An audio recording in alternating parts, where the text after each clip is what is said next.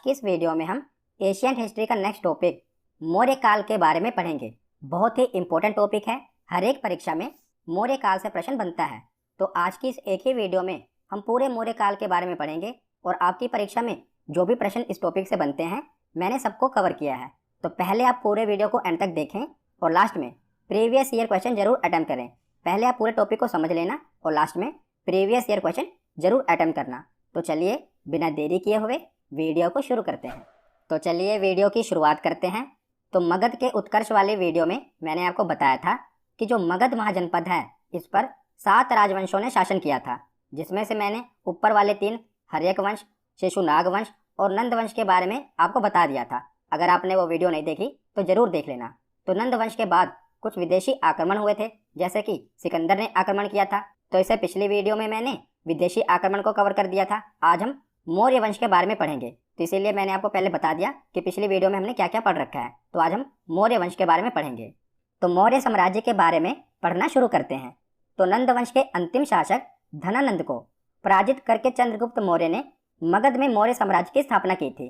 तो नंद वंश में मैंने आपको बताया था कि नंद वंश का अंतिम शासक था धनानंद। नंद वंश का संस्थापक कौन था? महापद्मानंद। फिर उसका उत्तराधिकारी हुआ धनानंद। तो धनानंद नंद वंश का अंतिम शासक था और इसको पराजित करके चंद्रगुप्त मौर्य ने मौर्य साम्राज्य की स्थापना की थी। तो ये मौर्य वंश के बारे में हमें जानकारी कहाँ से मिलती है? तो मौर्य वंश के बारे में हमें निम्नलिखित स्रोतों से जानकारी मिलती है।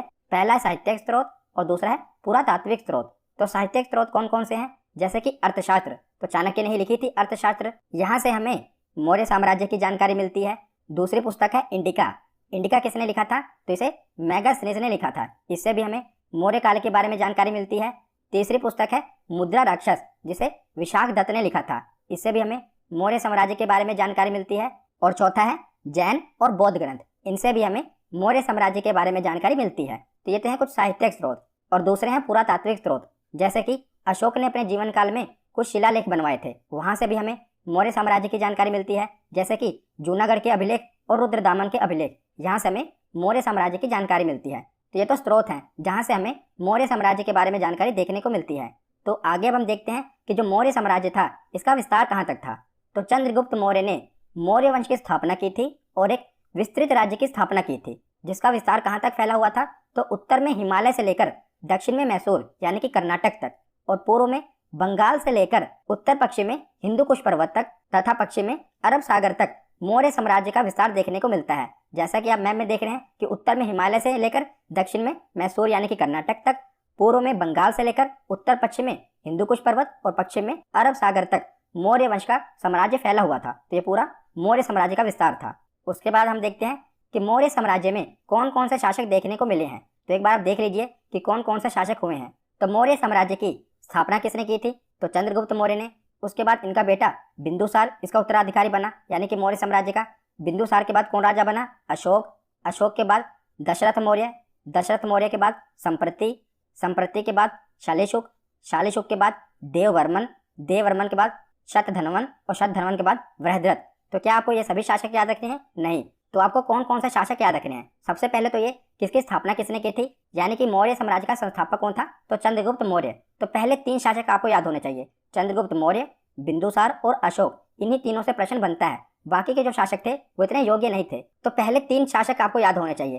पहला चंद्रगुप्त मौर्य, जिन्होंने मौर्य साम्राज्य की स्थापना की थी। उसके बाद है बिंदुसार, उसके बाद है अशोक। तो इन 3 ही शासकों से मौर्य साम्राज्य में प्रश्न बनते हैं। बाकी शासकों ने ऐसा कोई काम नहीं किया जिनसे प्रश्न बने। तो आपको इन 3 शासकों के बारे में पढ़ना है, चंद्रगुप्त मौर्य, बिंदुसार और अशोक। और आज हम इन तीनों शासकों के बारे में पढ़ेंगे। और लास्ट वाला शासक भी याद रख लेना, वृहद्रथ। यहाँ से मौर्य साम्राज्य खत्म हो गया था। तो स्थापना की थी चंद्रगुप्त मौर्य ने और आखिरी शासक था मौर्य साम्राज्य का। तो चलिए अब एक एक करके पढ़ना शुरू करते हैं। तो शुरुआत करते हैं चंद्रगुप्त मौर्य से। तो चंद्रगुप्त मौर्य मौर्य वंश के प्रथम शासक तथा संस्थापक थे।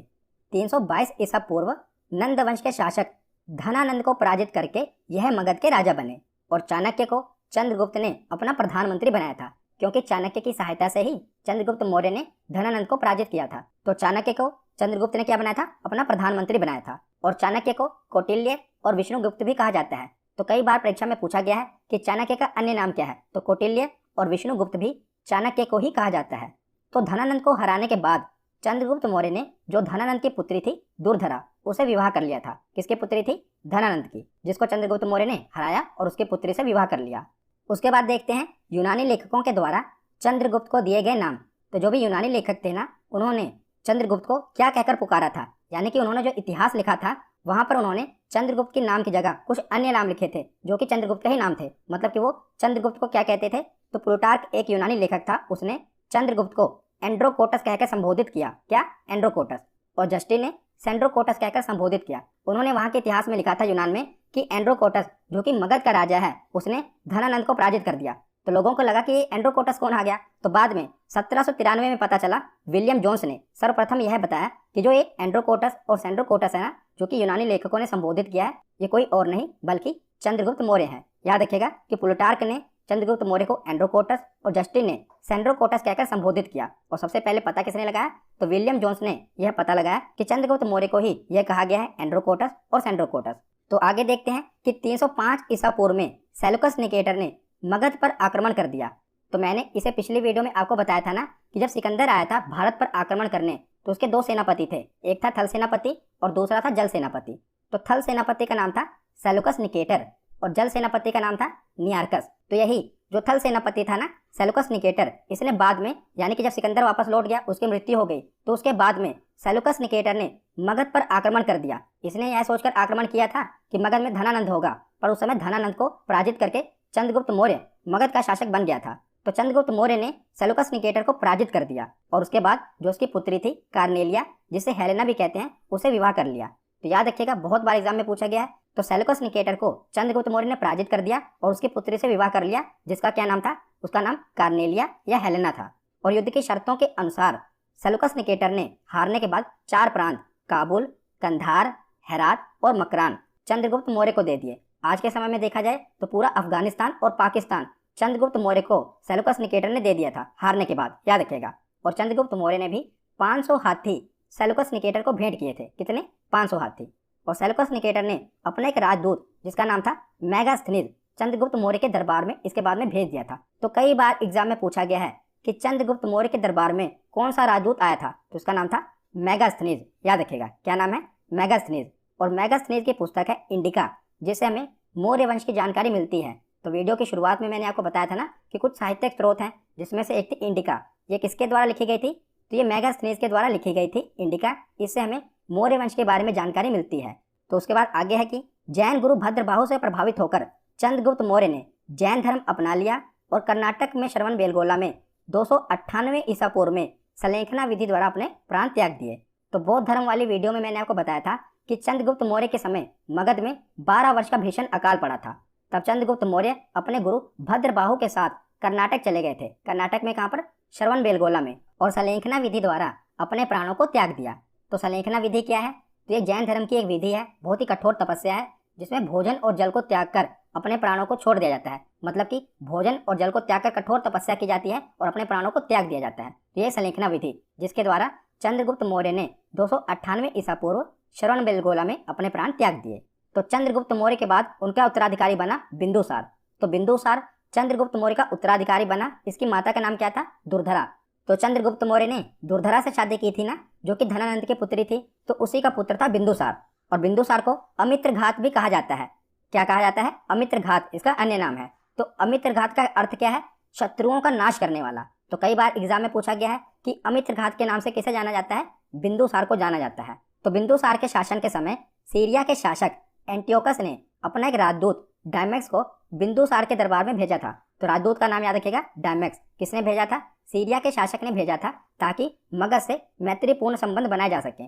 तो बिंदुसार ने जो सीरिया का राजदूत था डायमेक्स, इसे पूछा था कि तुम्हारे यहाँ की प्रसिद्ध चीजें कौन सी हैं। तो डायमेक्स ने बताया था कि हमारे यहाँ की अंजीर, मीठी शराब तथा यूनानी दार्शनिक यानी कि यूनानी फिलोसफर ये बहुत ही प्रसिद्ध हैं। तो उसके बाद क्या हुआ कि बिंदुसार ने एक पत्र लिखा सीरिया के नरेश को कि मुझे अंजीर, मीठी शराब तथा यूनानी दार्शनिक चाहिए। तो एंटियोकस जो कि सीरिया का शासक था, इसने प्रथम 2 वस्तुएं यानी कि मीठी शराब तथा अंजीर इसको तो भिजवा दिया, परंतु जो यूनानी दार्शनिक की मांग थी इसको ठुकरा दिया। उन्होंने कहा कि यूनानी कानूनों के अनुसार दार्शनिक का क्रय विक्रय नहीं किया जाता, यानी कि दार्शनिक को खरीदा और बेचा नहीं जा सकता। तो पहली 2 वस्तुएं उन्होंने भिजवा दी थी। तो एग्जाम में पूछा गया है कि कौन कौन सी चीज़ों की मांग की थी। तो अंजीर, मीठी शराब तथा यूनानी दार्शनिक की मांग की थी। उसके बाद देखते हैं तो जो बिंदुसार था ना, ये आजीवक संप्रदाय का अनुयायी था। कौन सा संप्रदाय का? आजीवक संप्रदाय का। बिंदुसार के समय तक्षशिला में विद्रोह हो गया था। उस समय तक्षशिला का राजकुमार बिंदुसार का बड़ा बेटा सुसीम था, पर वो विद्रोह को दबाने में असफल रहा। तब बिंदुसार ने अपने छोटे पुत्र, जिसका नाम था अशोक, उसको बुलाया। और जो अशोक था उस समय अवंती का राज्यपाल था। और अशोक को बिंदुसार ने कहा कि जाकर जो तक्षशिला में विद्रोह हो रहा है ना, इसे दबा दो।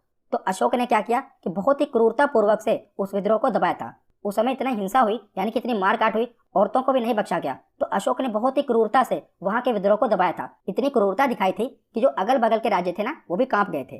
तो किसने विद्रोह को दबाया था? अशोक ने। वहां का जो राजकुमार था वो तो बिंदुसार का बड़ा बेटा सुसीम था, पर वो विद्रोह को दबा नहीं पाया। पर अशोक ने बहुत ही क्रूरता पूर्वक उस विद्रोह को दबा दिया। ये भी याद रखेगा कि उस समय वो अवंती का राज्यपाल था, अशोक। तो ये एग्जाम में पूछा गया है कि मगध साम्राज्य का शासक बनने से पहले अशोक क्या था? तो वो अवंती का राज्यपाल था। तो उसके बाद आगे क्या हुआ कि बिंदुसार की मृत्यु के बाद अशोक मगध के सिंहासन पर बैठा। तो अब हम अशोक के बारे में पढ़ते हैं। तो अशोक का जन्म 304 ईसा पूर्व में पाटलिपुत्र में हुआ था। और बौद्ध ग्रंथों के अनुसार अशोक ने राजा बनने के लिए अपने 99 भाइयों की हत्या कर दी थी। तो ये बौद्ध ग्रंथों से हमें पता चला है कि जो अशोक था, इसने राजा बनने के लिए अपने 99 भाइयों की हत्या कर दी थी। और 269 ईसा पूर्व में अशोक का राज्य अभिषेक हुआ। और अशोक की माँ का नाम क्या था?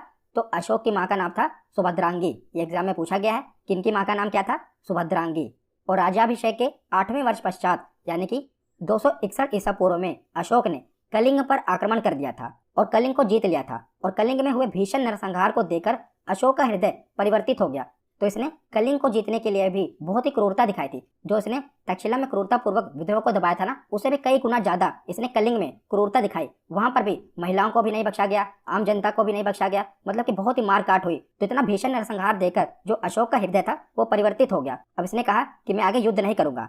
इसके बाद अशोक ने बौद्ध धर्म अपना लिया था। और बौद्ध धर्म की शिक्षा इसको किससे मिली थी? तो अशोक को बौद्ध धर्म की शिक्षा उपगुप्त ने दी थी। याद रखेगा, अशोक ने कौन सा धर्म अपना लिया था? बौद्ध धर्म। और इसके गुरु कौन बने थे? उपगुप्त। तो उसके बाद है कि अशोक का बौद्ध धर्म उसका व्यक्तिगत धर्म था। उसने कभी भी बौद्ध धर्म को राजकीय धर्म घोषित नहीं किया था। यानी कि अशोक ने बौद्ध धर्म तो अपना लिया था, परंतु इसने अपने प्रजा से कभी जबरदस्ती नहीं की कि आप भी बौद्ध धर्म को अपनाओ। मतलब कि ये इसने कभी भी अपना धर्म अपनी प्रजा पर नहीं थोपा। मतलब कि ये इसका व्यक्तिगत धर्म था। इसने ये नहीं किया कि इसने अगर बौद्ध धर्म अपना लिया तो अपने प्रजा को भी कह दिया कि आप भी बौद्ध धर्म को अपना लो। इसने इसे राजकीय धर्म घोषित नहीं किया था। और अशोक ने बौद्ध धर्म का प्रचार प्रसार करने के लिए अपने बेटे महेंद्र और अपनी बेटी संघमित्रा, नाम याद रखेगा, बेटे महेंद्र और बेटी संघमित्रा को श्रीलंका में भेजा था, ताकि वहां पर जाकर वो बौद्ध धर्म का प्रचार प्रसार कर सकें। ये नाम काफी इंपॉर्टेंट है। इनके बेटे का नाम महेंद्र था और बेटी संघमित्रा। इनको भेजा गया था श्रीलंका में। किसके लिए? बौद्ध धर्म के प्रचार प्रसार करने के लिए। और अशोक ने आजीवक संप्रदाय के लोगों के लिए गया में बराबर की पहाड़ियों में 4 गुफाओं का निर्माण करवाया था। तो इनके जो पिता थे, कौन थे? बिंदुसार। वो किस संप्रदाय के अनुयायी थे? तो वो आजीवक संप्रदाय के अनुयायी थे ना। तो आजीवक संप्रदाय के लोगों के लिए इसने गया में बराबर की पहाड़ियों में 4 गुफाओं का निर्माण करवाया था। तो इससे ये पता चलता है कि इसने बौद्ध धर्म के साथ साथ जो अन्य धर्म थे उसको भी ये साथ में लेकर चला था। मतलब कहीं पर इसने जबरदस्ती अपना धर्म थोपा नहीं था। तो उसके बाद आगे देखते हैं कि अशोक भारत का पहला ऐसा शासक था जिसने अपने संदेशों को अभिलेखों के माध्यम से जनता तक पहुंचाया था। और अशोक के अभिलेखों की भाषा कौन सी थी? तो ये प्राकृतिक भाषा में थे, जिसे 4 लिपियों में लिखा गया था। कौन कौन सी लिपियों में लिखा गया था? तो पहली है ब्रह्मी लिपि, दूसरी है खरोष्टी लिपि, तीसरी है अरमाइक लिपि और चौथी है ग्रीक लिपि। इन 4 लिपियों में अशोक ने अपने संदेशों को अभिलेखों के माध्यम से जनता तक पहुंचाया था। तो जो ब्रह्मी लिपि थी, इस लिपि के अभिलेख भारत में मिले हैं। और खरोष्टी लिपि के अभिलेख, तो खरोष्टी लिपि के अभिलेख पाकिस्तान में मिले हैं। तीसरी है अरमाइक लिपि, तो अरमाइक लिपि के अभिलेख अफगानिस्तान में मिले हैं। और ग्रीक लिपि के अभिलेख अफगानिस्तान के उत्तरी सीमा में मिले हैं। तो 4 लिपियां याद रखिएगा, ब्रह्मी लिपि, खरोष्टी लिपि, अरमाइक लिपि और ग्रीक लिपि। इन 4 लिपियों में अशोक ने अपने अभिलेखों का निर्माण करवाया था। तो जो ये खरोष्टी लिपि है ना, ये दूसरे नंबर वाली, ये दाएं से बाएं ओर लिखी जाती है। कई बार एग्जाम में ये पूछा गया है कि निम्नलिखित में से कौन सी लिपि दाएं से बाएं ओर लिखी जाती है। तो ये चारों लिपि दी होती है, तो इसमें से जो खरोष्टी लिपि है ये दाएं से बाएं ओर लिखी जाती थी। तो ये जो अशोक ने अभिलेख लिखवाए थे ना, इसको पढ़ने में सबसे पहले सफलता किसको मिली थी? तो अशोक के अभिलेख को पढ़ने में सबसे पहली सफलता 1837 में जेम्स प्रिंसेप को मिली थी। नाम जरूर याद रखिएगा, क्या नाम है? James Prinsep. इसको सबसे पहले सफलता मिली थी जो ये अशोक के अभिलेख थे इनको पढ़ने में। तो उसके बाद आगे देखते हैं। तो अशोक ने अपने अधिकतर अभिलेखों में जो अपना नाम लिखवाया था वो लिखवाया था देव नाम प्रियदर्शी, जिसका अर्थ है देवताओं का पसंद। तो देव नाम प्रियदर्शी किसका नाम था? तो ये अशोक का नाम था। इसने जो शिलालेख लिखवाए थे ना कि मैं मगध का राजा देव नाम प्रियदर्शी, तो किसका नाम था? ये अशोक का नाम था। और कुछ अभिलेखों से हमें ये पता चला है कि अशोक उस समय मगध का सम्राट था, जैसे कि मध्य प्रदेश के गुर्जरा तथा कर्नाटक की मास्की अभिलेख, नेदर तथा उदेल गोलान अभिलेखों में अशोक का स्पष्ट नाम अशोक लिखा हुआ था। तो इन अभिलेखों में अशोक ने अपना स्पष्ट नाम लिखवाया था अशोक। और राजस्थान के भाबरू अभिलेख में अशोक ने खुद को मगध का सम्राट बताया था, किसमें? भाबरू अभिलेख में। उसके बाद देखते हैं अशोक की धम्म यात्रा। तो धम्म क्या है? तो अशोक ने लोगों को नैतिकता सिखाने के लिए जो नियम कानून की संहिता बनाई थी उसे ही धम्म कहते हैं। तो ये जो अशोक का धम्म था ये बौद्ध धर्म से प्रभावित था। अशोक का धम्म स्व नियंत्रण पर आधारित था। अशोक ने कहा था कि व्यक्ति अपने माता पिता की आज्ञा माने, व्यक्ति ब्राह्मण तथा भिक्षुक का आदर करें, व्यक्ति दास तथा सेवकों के प्रति उदार रहें, व्यक्ति को जियो और जीने दो का पालन करना चाहिए। तो लोगों को नैतिकता सिखाने के लिए कुछ नियम और कानून बनाए गए थे, जिसे अशोक का धम्म कहा जाता है, याद रखिएगा। तो आगे देखते हैं अशोक के चतुर्दश अभिलेख। तो कुल 14 शिलालेख मिले थे जिस पर अशोक ने अपने संदेशों को लिखवाया था, तो उसे चतुर्दश अभिलेख कहा गया। तो प्रथम शिलालेख है, आपको इसे रटना नहीं है, बस एक बार पढ़ लेना है। मैं आपको बता दूंगा कि इंपॉर्टेंट कौन सा है। तो जो प्रथम शिलालेख मिला इसमें अहिंसा पर बल दिया गया था और पशु बलि की निंदा की गई थी। जो दूसरा शिलालेख मिला इसमें मनुष्य के साथ पशु चिकित्सा की भी चर्चा की गई थी। तीसरे शिलालेख में अशोक ने 3 अधिकारी राजुक, युक्तक तथा प्रदेशक का चर्चा किया था, जो कि धम्म के प्रचार के लिए अधिकारी थे। कौन कौन से? राजुक, युक्तक और प्रदेशक। चौथे शिलालेख में भैरी घोष यानी कि युद्ध के स्थान पर धम्म घोष यानी कि बौद्ध की नीतियों की चर्चा थी। मैंने आपको बताया था ना कि जो अशोक का धम्म था ये बौद्ध धर्म से प्रभावित था, तो इसने भैरी घोष यानी कि युद्ध के स्थान पर धम्म घोष की नीति की चर्चा है। 5वें अभिलेख में धम्म महापात्र नामक अधिकारी की चर्चा है, जो धार्मिक जीवन की देखरेख करता है। 6ठे अभिलेख में क्या है? तो इसमें अशोक ने कहा था कि मेरे अधिकारी जन कल्याण के लिए जब चाहें मुझसे मिल सकते हैं। इसमें सबसे इंपॉर्टेंट है पहला अभिलेख, जिसमें अहिंसा पर बल दिया गया था और पशु बलि की निंदा की गई थी, याद रखेगा। और तीसरा शिलालेख है जिसमें अशोक ने 3 अधिकारी नियुक्त किए थे धम्म के प्रचार के लिए, राजुक, युक्तक और प्रदेशक। ये 2 आपको याद होने चाहिए। अगला शिलालेख है 7वां शिलालेख। इसमें अशोक ने विभिन्न धर्मों के आपसी समन्वय की बात कही थी और ये सबसे बड़ा शिलालेख है। कौन सा? 7वां शिलालेख। उसके बाद है 8वां शिलालेख। इसमें अशोक के धम्म यात्रा की चर्चा है, जो इसके राज्य अभिषेक के 8वें वर्ष से प्रारंभ होती है। तो अशोक ने धम्म यात्राएं की थी, जिसमें से जो ये शिलालेख है 8वां शिलालेख, इसमें 2 यात्राओं का वर्णन है। एक तो राज्य अभिषेक के 10वें वर्ष अशोक गया था और दूसरा है राज्य अभिषेक के 20वें वर्ष वो लुम्बिनी गया था। तो इसमें 2 धम्म यात्राओं का वर्णन है, गया और लुम्बिनी। उसके बाद है 9वां अभिलेख। इसमें सच्ची भेंट और शिष्टाचारों का वर्णन है। तो शिष्टाचारों का वर्णन किसमें है? 9वें अभिलेख में। उसके बाद है 10वां अभिलेख। तो 10वें अभिलेख में क्या लिखवाया था कि राजा व अधिकारी हमेशा प्रजा के हित में सोचे, ये 10वें अभिलेख में लिखवाया था। 11वें अभिलेख में धम्म की व्याख्या की गई थी और 12वें अभिलेख में स्त्रियों की स्थिति में सुधार के लिए स्त्री महामात्रा नामक अधिकारी की चर्चा की गई थी। तो स्त्रियों की स्थिति के सुधार के लिए किस अधिकारी को नियुक्त किया गया था? स्त्री महामात्रा नामक अधिकारी को नियुक्त किया गया था। उसके बाद है 13वां अभिलेख, मोस्ट इंपॉर्टेंट। ये जितने भी अभिलेख हैं उसमें से यही एक है जो बार बार एग्जाम में रिपीट हुआ है। तो इसमें कलिंग युद्ध की चर्चा है। तो आपसे एग्जाम में पूछा जाता है कि कलिंग युद्ध की चर्चा किस अभिलेख में है? तो 13वें अभिलेख में कलिंग युद्ध की चर्चा है। उसके बाद है 14वां अभिलेख। इसमें अशोक ने जनता को धार्मिक जीवन व्यतीत करने के लिए प्रेरित किया था। तो ये हो गए अशोक के चतुर्दश अभिलेख, जिसमें से आपको 13वां अभिलेख, ये तो मोस्ट इंपॉर्टेंट है, कई बार एग्जाम में पूछा गया है कि कलिंग युद्ध की चर्चा किस अभिलेख में की गई है? तो 13वें अभिलेख में की गई है। तो उसके बाद आगे अब हम मौर्य काल के कुछ प्रमुख अध्यक्ष देख लेते हैं। तो पहला है शुल्क अध्यक्ष यानी कि शुल्क का अध्यक्ष। इसके नाम से क्लियर है कि व्यापार से प्राप्त कर यानी कि टैक्स और चुंगी एकत्रित करने के लिए जो अध्यक्ष था उसका नाम था शुल्क अध्यक्ष। दूसरा है पोतवा अध्यक्ष।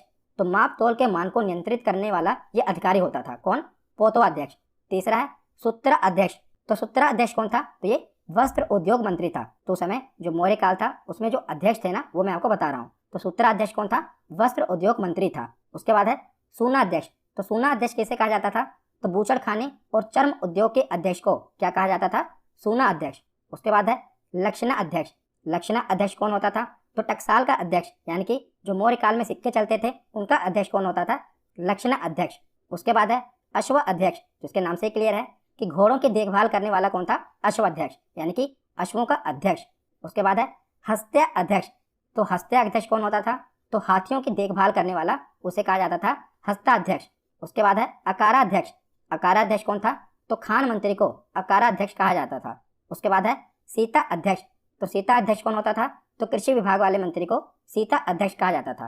तो याद रखेगा कि मौर्य साम्राज्य में जो सरकारी जमीन होती थी ना, जो राजकीय जमीन होती थी, उसे सीता कहा जाता था। और राजकीय जमीन से इकट्ठा होने वाले कर को भी सीता ही कहा जाता था, याद रखेगा।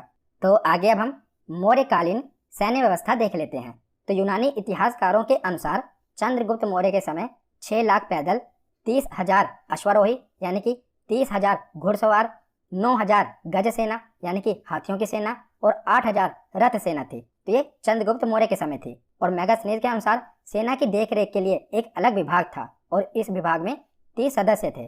और जो उच्च अधिकारी होते थे उस समय, उन्हें क्या कहा जाता था? तो उन्हें महामात्रा कहा जाता था। याद रखेगा कि मौर्यकालीन के समय जो उच्च अधिकारी होते थे, हाई पोस्ट पे होते थे, उन्हें महामात्रा कहा जाता था।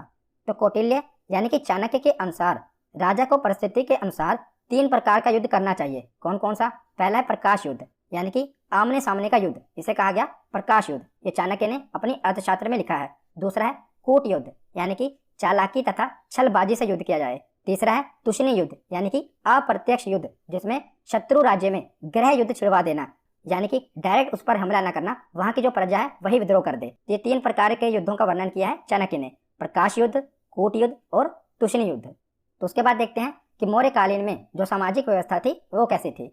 तो चाणक्य ने अर्थशास्त्र में परंपरागत 4 वर्णों का ही उल्लेख किया है। तो जो हमने पहले पढ़े हुए हैं, ब्राह्मण, क्षत्रिय, वैश्य और शूद्र, इन 4 वर्णों का उल्लेख हमें मिला है किससे? अर्थशास्त्र से। पर जो मैगस्थनीज था ना, उसने इन 4 वर्णों का उल्लेख नहीं किया है। उसने आर्थिक आधार पर भारतीय समाज को 7 वर्गों में बांटा है। ये यूपीएससी में पूछा गया था, याद रखिएगा, इंपॉर्टेंट है कि मैगस्थनीज ने मौर्यकालीन सामाजिक व्यवस्था को कितने भागों में बांटा था? तो 7 वर्गों में बांटा था। कौन कौन सा? पहला वर्ग था दार्शनिक, इसके अंतर्गत पुजारी, भिक्षु तथा विद्वान आते थे। दूसरा वर्ग था कृषक यानी कि किसान। तो मैगस्थनीज ने 7 वर्गों में कृषकों की संख्या को सर्वाधिक बताया था, यानी कि सबसे ज्यादा संख्या किसकी थी? तो कृषकों की संख्या थी, यानी कि किसानों की संख्या थी। तीसरा वर्ग था पशुपालक, ये पशुपालन का कार्य करते थे। चौथा वर्ग था व्यापारी और शिल्पी, ये अधिकांशतः नगरों में निवास करते थे, यानी कि व्यापार करते थे। पांचवा वर्ग था सैनिक, तो समाज में किसानों के बाद सैनिकों की संख्या सर्वाधिक संख्या में थी, यानी कि सबसे ज्यादा थे किसान, उसके बाद थे सैनिक। उसके बाद है निरीक्षक, तो ये समाज में व्यवस्था का निरीक्षण करते थे। और 7वें नंबर पर थे मंत्री, समाज में इसके अंतर्गत शासक वर्ग आता था। तो जो भी शासक वर्ग था, अधिकारी वर्ग था, ये मंत्री में आता था। तो मैगस्थनीज ने 7 वर्गों में बांटा था मौर्यकालीन का समाज। कौन कौन से? दार्शनिक, कृषक, पशुपालक, व्यापारी, शिल्पी, सैनिक, निरीक्षक और मंत्री।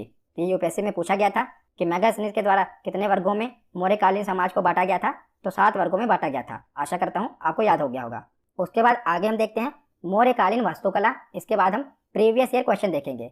तो मौर्य काल में लकड़ी के भवन हुआ करते थे, जो वर्तमान में हमें पटना से मिले हैं। तो अधिकतर जो भवन देखने को मिले हैं मौर्य काल में, वो लकड़ी के बने हुआ करते थे, याद रखिएगा। और मौर्य काल में पत्थर के कुशल कारीगर होते थे।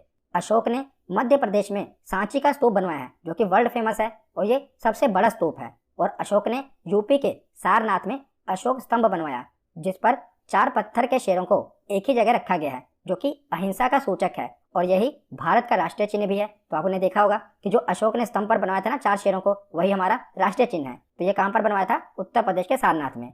तो यहाँ पर हमारा थ्योरी सेक्शन कंप्लीट होता है। अब हम प्रीवियस ईयर क्वेश्चन देखते हैं। तो पहला प्रश्न है कि चाणक्य का अन्य नाम क्या था? तो चाणक्य को विष्णुगुप्त और कौटिल्य भी कहते थे। तो ऑप्शन बी इसका सही जवाब होगा। अगला प्रश्न है कि बिंदुसार ने विद्रोहियों को कुचलने के लिए अशोक को कहाँ भेजा था? तो बिंदुसार ने अशोक को कहाँ पर भेजा था विद्रोहियों को कुचलने के लिए? तो तक्षशिला भेजा था। ऑप्शन बी इसका सही जवाब है। अगला प्रश्न है कि निम्नलिखित में से वह व्यक्ति कौन है जिसका नाम देवनाम प्रियदर्शी भी था? तो देवनाम प्रियदर्शी किसे कहा जाता था? अशोक को। ऑप्शन ए इसका सही जवाब होगा। अगला प्रश्न है कि कलिंग विजय के उपरांत अशोक महान ने निम्नलिखित किस धर्म को अंगीकार कर लिया था? तो कलिंग विजय के बाद अशोक ने कौन सा धर्म अपना लिया था? बौद्ध धर्म। ऑप्शन बी इसका सही जवाब होगा। अगला प्रश्न है कि प्राचीन भारत का वह प्रसिद्ध शासक जिसने अपने जीवन के अंतिम दिनों में जैन धर्म को अपनाया था, वो कौन सा शासक था? इसने संलेखना विधि द्वारा अपने प्राणों को भी त्याग दिया था। वो थे चंद्रगुप्त मौर्य। इन्होंने अपने अंतिम दिनों में भद्रबाहु से शिक्षा ली थी जैन धर्म की। अगला प्रश्न है कि निम्नांकित में से कौन मौर्य वंश का शासक नहीं है? तो बताइए निम्नलिखित में से कौन मौर्य वंश का शासक नहीं है?